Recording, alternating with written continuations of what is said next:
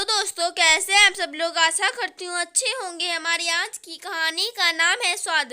माँ इस बार आऊंगी तो आप मुगौड़ी आलू वाली कढ़ी और गोभी आलू की सब्जी और गीला वाला चावल बनाना। यहाँ ससुराल में तरस जाती हूँ क्योंकि यहाँ सबको पकौड़ी वाली और बच्चों को बूंदी वाली कढ़ी पसंद है। मुगौड़ी आलू वाली कोई नहीं खाता और गोभी आलू जैसा आप बनाती हो वैसा नहीं बनता। एकदम खड़ी खड़ी गोभी रखते हैं जो मुझे बिल्कुल पसंद नहीं आती। बताते हुए मेरे मुंह में पानी आया जा रहा था। हाँ हाँ बिटिया, तुम पहले आओ तो सही।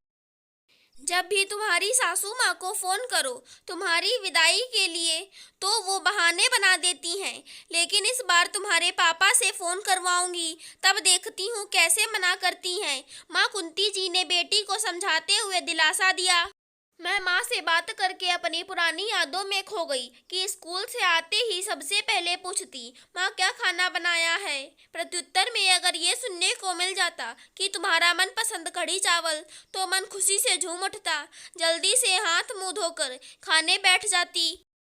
कभी कढ़ी खत्म हो जाती तो मैं नाराज हो जाती कि जब आपको पता है कि मुझे कढ़ी इतनी ज़्यादा पसंद है तो कम क्यों बनाई, क्योंकि जिस दिन कढ़ी बनाती उस दिन दोनों समय का खाना कढ़ी चावल ही रहता। मेरे मायके में कढ़ी के साथ गीला चावल बनता था क्योंकि कढ़ी के साथ सबको गीला चावल ही पसंद था।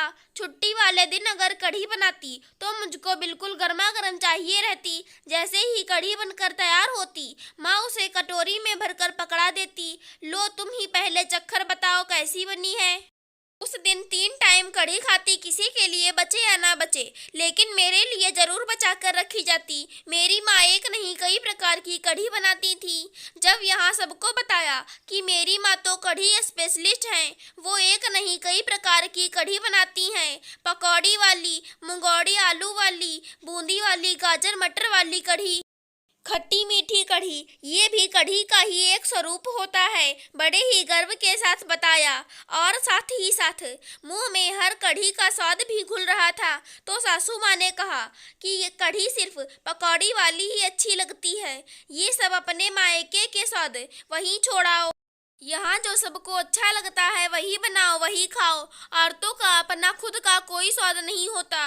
जो घर के बाकी सदस्य खाएं वही तुम भी खाओ, वही तुम्हारी भी पसंद होनी चाहिए। बस उसी दिन से यहाँ सिर्फ पकौड़ी वाली कढ़ी बनती, या फिर बच्चों को बूंदी वाली पसंद है तो वो बनती।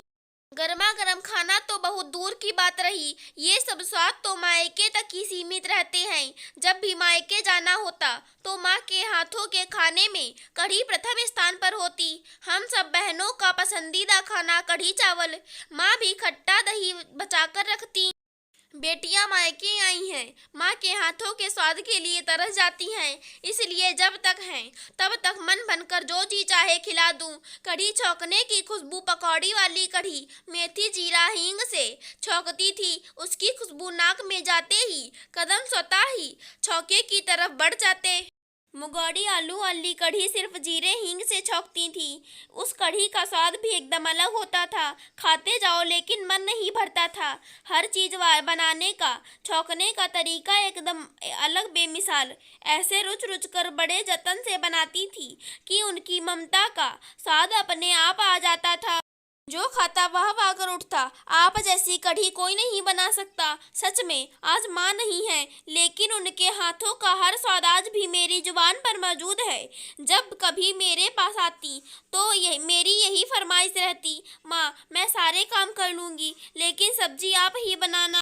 इतनी भी क्या जल्दी थी आपको जानने की। जब भी सबकी माँओं को देखती हूँ तो अपनी माँ बहुत याद आती है और आपके हाथों का बेमिसाल स्वाद तो जैसे मेरी जुबान पर रच बस गया है। कुछ भी खाओ पहले यही याद आता है। काश की माँ के हाथों का खाने को मिल जाता तो मज़ा आ जाता। अगर हमारी आज की कहानी पसंद आई हो तो चैनल को सब्सक्राइब करें। धन्यवाद दोस्तों।